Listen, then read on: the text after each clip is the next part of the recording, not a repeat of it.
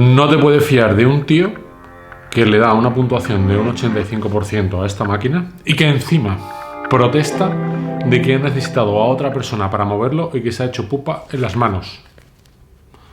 Lo siento, pero no me fío. A ver, yo respeto mucho a Ken Kessler, le he leído muchas cosas y muy buenas. Colaboró en ese libro conmemorativo de Macintosh, es un tipo muy aficionado al mundo analógico, casi siempre coincido con lo que dice, incluso con sus críticas ácidas acerca del precio de los productos, pero en la prueba que hizo en la revista que antes os he enseñado de este amplificador integrado no coincide en absoluto. Es más, cuando vi que le daban una puntuación, voy a comprobarlo, cuando vi que le daban una puntuación del 85% al Pass Integrated 250, pensé que tenía que ser necesariamente bueno. Cada vez que le han dado una mala puntuación a un componente en HiFi News, y HiFi News para los amigos, a mí me ha gustado. Ya pasó con las cajas que veis aquí. Con estas. Le dieron también una puntuación irrisoria. Le dieron mucha más puntuación a las 805 que veis aquí abajo que a estas JBL 4429. A mí me parecía absurdo. Cuando vi que pasaba eso también con el amplificador integrado, dije, este amplificador tiene que ser bueno de narices. Además, ¿por qué? Y es algo que he podido constatar. ¿Sabéis que me llamó mucho la atención de la prueba de laboratorio que hizo ya no Ken Kessler, sino Paul Miller? El nivel de distorsión. Luego os pondré un pantallazo, ojo, copyright, no es mío, es del test hecho por Paul Miller, cito la fuente para que no haya problemas de copyright. Veréis cómo en el nivel de distorsión que han analizado en un banco de pruebas, podremos discrepar acerca de cuáles son las técnicas, la metodología, pero es lo que tenemos. Si tenéis por ahí alguna otra gráfica, creo que la hay, pero creo que es una revista australiana, pues bienvenida sea, pero por lo pronto la que tenemos es esta, y se ve, y pone de relieve Paul Miller, que se aprecia una distorsión más elevada, distinta de lo habitual, pero que predomina en el segundo y tercer armónicos, que incluso llega por momentos a situarse por encima del 0,5% en esa tasa relación de señal-ruido. Concluye que como es en esos armónicos, se traduce como una eufonía y como algo más agradable. Dice, similar a lo que ocurre con las válvulas. Por eso precisamente tenía tanto interés en probar el integrado de Pass Labs.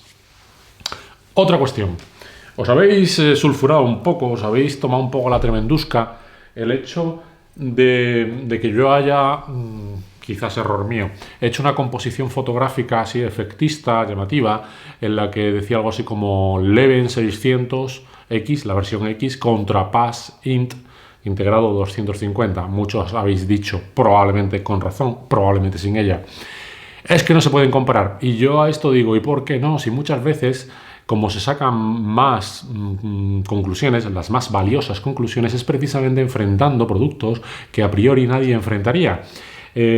Nadie enfrentaría un componente Pro con un componente de alta fidelidad, yo lo he hecho. Nadie enfrentaría las JBL 4429 con las 805 y sin embargo de las conclusiones se puede llegar a extraer una premisa fundamental, y es que las 805, aun siendo unas cajas caras como son excelentes, son muy buenas y pueden funcionar en salas más grandes de lo que a priori pudiera pensarse.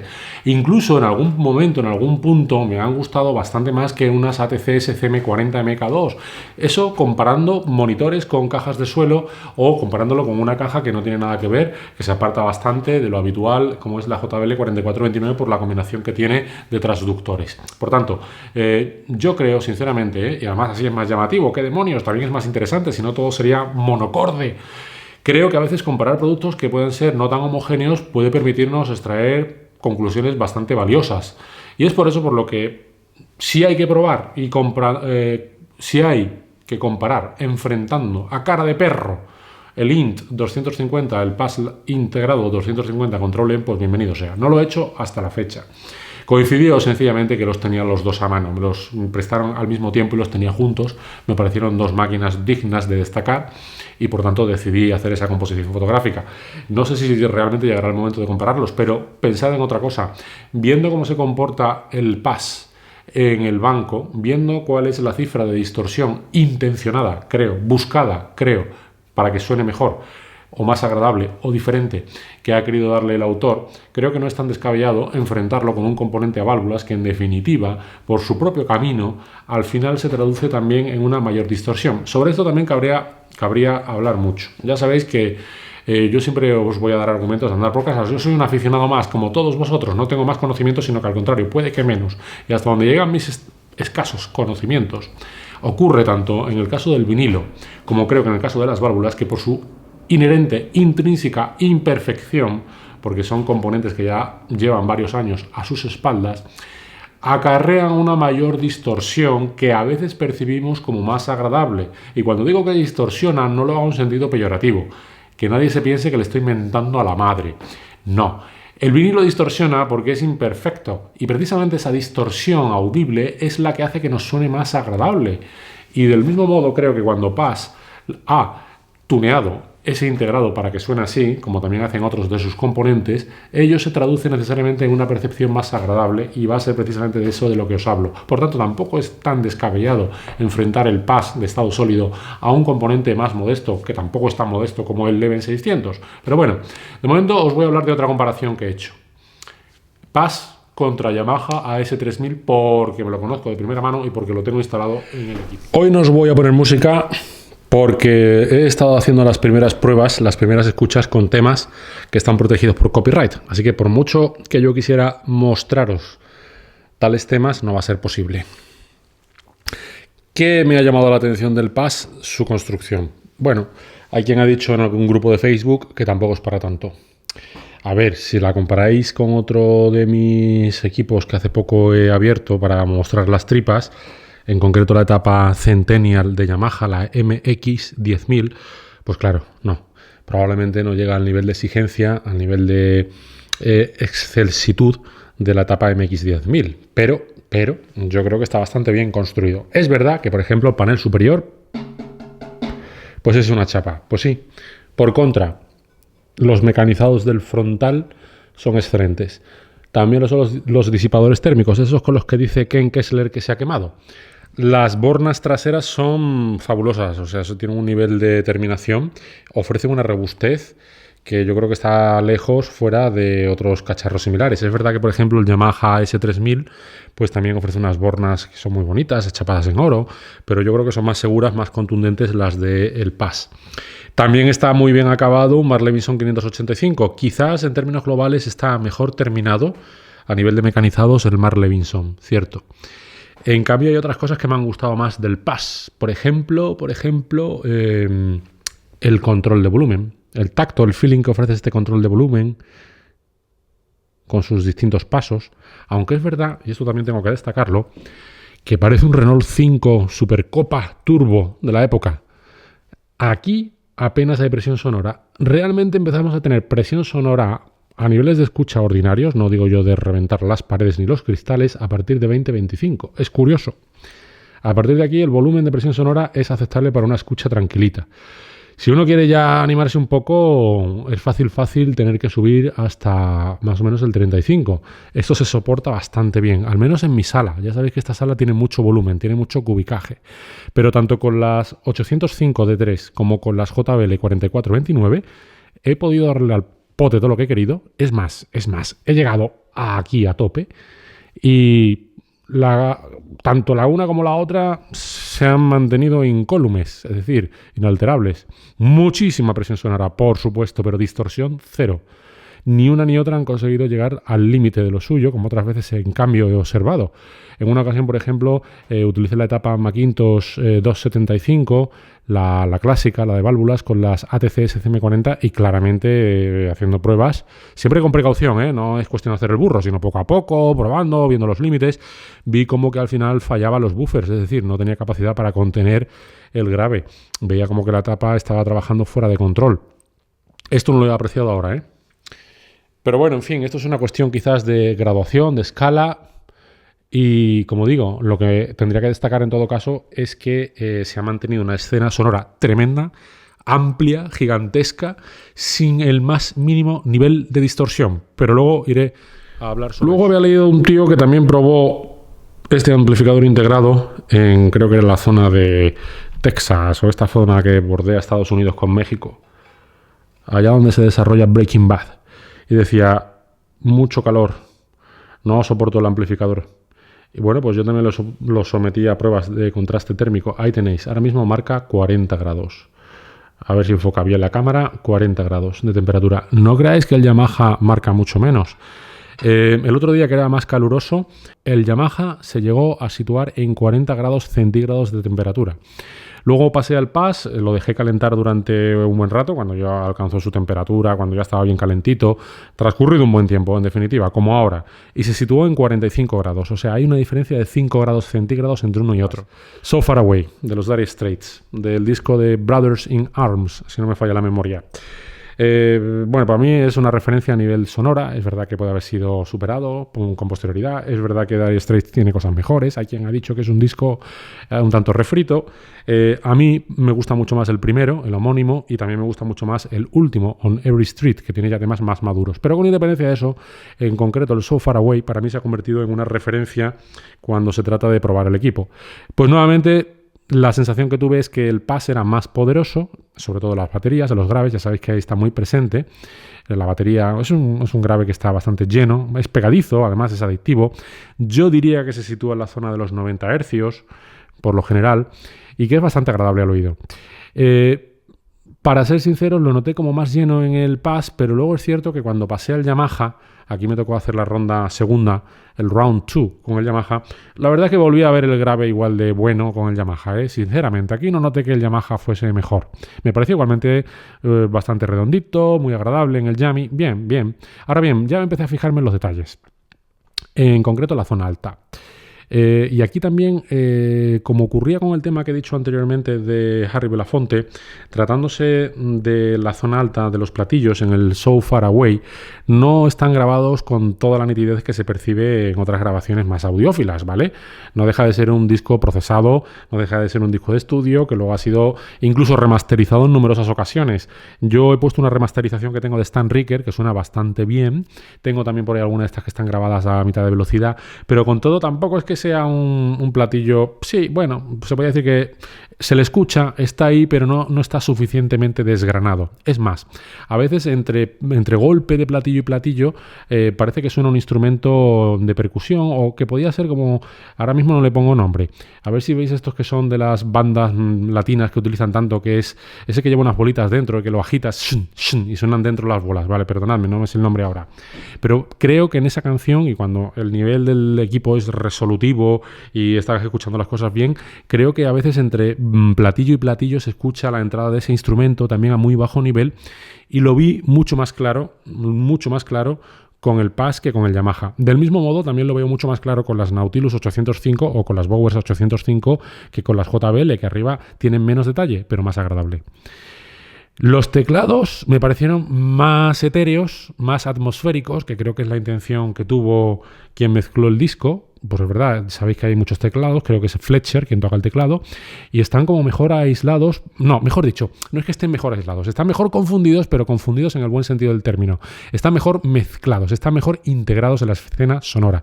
No suenan tan aislados, sino que envuelve la grabación, que creo que realmente es el propósito que se le dio. Pasa igual con el tema de Brothers in Arms. Sabéis que suena al principio un trueno, entran los teclados, y sabéis que es una grabación etérea, es decir, tiene esos teclados que tratan de procurar una atmósfera épica, ¿no? Que eleva la música, que te lleva a otro sitio. Y me ha dado la sensación con el PAS, y no estoy hablando de esoterismo, ojo, estoy hablando de que el teclado se percibía como más presente, más nítido, más íntegro y más cohesionado, más estructurado en la escena sonora, aunque el Yamaha parecía delimitarlo y situarlo más fijo en un punto concreto. Pero escuchándolo con el PAS llega uno a la conclusión de que realmente la grabación suena más agradable, y llega uno a pensar que en efecto quien lo mezcló quiso darle ese punto, es decir, hacerlo etéreo, de que envolviese toda la grabación y de que se confundiese pero sin confundirse. Es decir, está omnipresente, pero no se mezcla de forma artificial, ni hace que el resto de los elementos enturbien. A diferencia de lo que ocurre con el Yamaha te lo disecciona y te lo coloca en un sitio concreto determinado. Dice, aquí estoy, ojo. Es verdad que luego suena con su reverberación, con su eco, pero la sensación, la percepción es distinta. A otra de mis referencias, un tema de Jacinta, bastante bien grabado. Se llama Sodanzo Samba. Igual lo estoy diciendo mal. Es el tema número 2. Sodanso Samba. Ahí lo veis. No es de ella, lo canta ella. Bueno, oye, está bien. Tiene a Bill Cunliffe al piano, Paulinho da Costa a la percusión, ojo. Bien, está bien, me gusta. Ahora, ¿qué le veo yo a este disco a la hora de cacharrear? Que tiene un bajo que puede enturbiar por momentos, ¿eh? Aquí, por ejemplo, un amplificador que controle bien, una buena ecualización, unas cajas que presenten el grave como tienen que presentarlo, se ponen de relieve y mucho. Es por lo que utilizo este disco, como esta canción en concreto, como otro de los temas que habitualmente me permiten comprobar hasta qué punto se presenta bien o no la escena sonora, si el grave está siendo como tiene que ser, si está coloreado, si emborrona, no emborrona, hay control, no hay control. Porque a veces puede sonar como descontrolado, emborronando, como digo. En el Pass en concreto lo he percibido como más controlado. En el Yami, en cambio, es retumbón. Llega a ocasionar fatiga, esa misma que nunca he percibido antes. Ojo, fijaos cómo funciona el tema de la memoria auditiva, fijaos cómo funciona esto de la memoria de las audiciones y la falta de comparación, como en un momento determinado te puede llevar a erróneos o a engaños. Y, vamos, de hecho, el Yamaha, y vais a decir que lo he hecho varias veces, suena bastante bien, ¿eh? No es un cacharro manco, ni mucho menos, pero claro, es que las comparaciones son odiosas. Esa misma sensación luego la tengo también con la voz. La noto, como ya te he dicho antes, no me voy a repetir, más aislada, es más limpia, es más natural. Ya sé, una expresión que está muy de moda ahora, orgánica. Ya sé. Se dice mucho, sí. Pero es verdad, en fin, la voy a copiar, la voy a utilizar ahora. Es que la noto mejor con el bass. Me ha gustado más la voz. Es que es más redondita, es más grande, está más presente, está más aislada. Veo más las inflexiones. La noto como más natural. Lo otro tiene un punto de frialdad que antes no había percibido, y nuevamente te viene a la mente eso de, oye, ¿no será que es que está un poco coloreada? ¿No será que esa distorsión que ha buscado el fabricante al final se traduce en esto? ¿No será que a nivel de la zona media tiene un cierto realce que hace que me esté gustando este cacharro tanto? Con el Yamaha tuve que bajar el volumen, ¿vale? Con el Yamaha, dando leña con el tema este de Sodanso Samba, tuve que bajar el volumen porque tuve la sensación de emborronamiento. Se empezaba a mezclar la cuerda con el piano, aunque se mantenía cada uno en su canal izquierdo-derecho, sin embargo empezaban a desdibujarse. Empezaba como a distorsionar, pero por otra parte nunca me había parecido que el Yamaha distorsionase. En cambio el Pass es que se lo traga todo, es que puedes subir el volumen y admite todo lo que le eches. También me sorprendió en este sentido las Bogos Wilkins 805 y las JBL 4429, es que tanto en una como en otra, oye, parecían tragarse toda la chicha que les echase encima el Pass. Empezó a moverse el búmetro. Es verdad que no vi que el búmetro pasase de una zona a otra. Veréis que tiene aquí un búmetro, que tampoco es propiamente un búmetro, no marca, no indica potencia. El búmetro ya veis que tiene ahí una zona en el punto medio y no he llegado a verlo pasar en ningún momento. Aunque alguno de vosotros me ha comentado, no es necesario que pase de la zona media, del indicador medio, para saber que está variando su modo de polarización y que está trabajando en clase AB. Hay quien me ha dicho, porque las instrucciones son bastante escuetas y la información que he encontrado en internet es contradictoria, ojo, la review de Ken Kessler poco se dice. Es más, a mí me ha parecido entender que es a partir de 25 vatios y no de 15 cuando este integrado empieza a trabajar en clase A. Y hay quien me ha dicho, porque lo conoce, lo tiene, se ha documentado más que yo sobre este respecto, que a poco que veas la aguja mover significa que ya está trabajando en clase A, B y no en clase A, y que por tanto está dando más de esos 15 o 25 vatios. A mí ahora me resulta irrelevante saber si son 15 o 25. También es cierto, alguien ha dicho, y yo lo he comprobado con Macintosh, que muchas veces con 25 vatios es más que suficiente para tirar abajo las paredes, y no hace falta tampoco irse a cajas de alto rendimiento.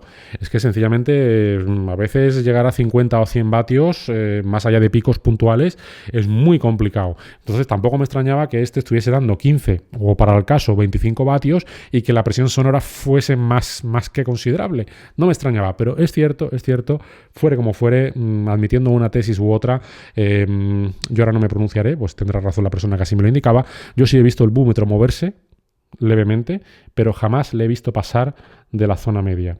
A lo mejor ya estaba dando más de esos 15 o, en su caso, 25 vatios, sean los que sean. A lo mejor sí. Ahí, sin ir más lejos, ya antes os he puesto el ejemplo de la Macintosh 275. No fueron capaces de controlar bien, a mi modo de ver, unas ATC.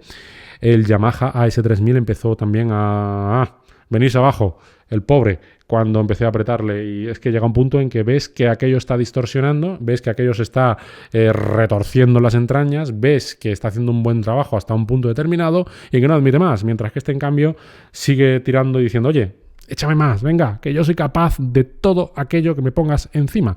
A ver, que tengo 20 transistores por canal y tengo 120.000 microfaradios de capacidad de filtrado por cada canal. Échame lo que quieras y si no, nos vemos fuera en la calle. Y por último pasé a The Wall de Pink Floyd.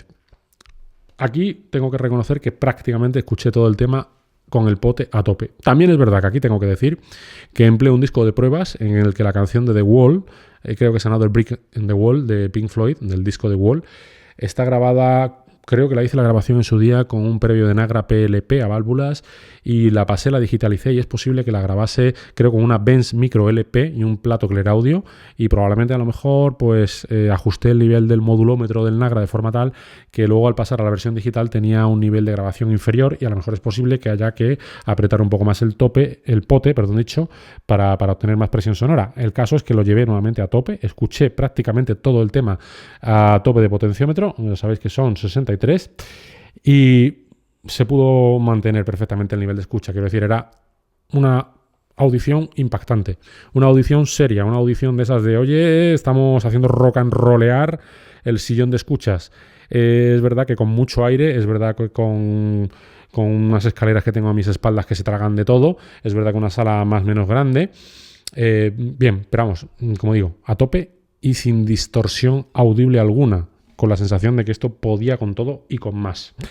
Y nuevamente, pues escuchando este The Wall de Pink Floyd, ya sabéis que sale ahí el coro de los chicos, ¿no? Pues bueno, pues la sensación de tenerlos delante con el Pass, y no estoy exagerando, es que en tamaño, en escala, en textura, en integridad, en coherencia, me pareció que realmente estaban ahí. Y me pareció, como en tantas otras ocasiones que te he dicho antes, que al mismo tiempo era etéreo, pero estaba cohesionado. No estaban tan aislados como parecer artificiales, parecían que estaban ahí, sonaban grandes, sonaban a tamaño creíble y por otra parte no vi ningún tipo de distorsión. Por un momento podrías decir, bueno, efecto de voz de gigante. Pues no, me parecieron creíbles, o sea, dando mucha caña. Es una sensación de coro real.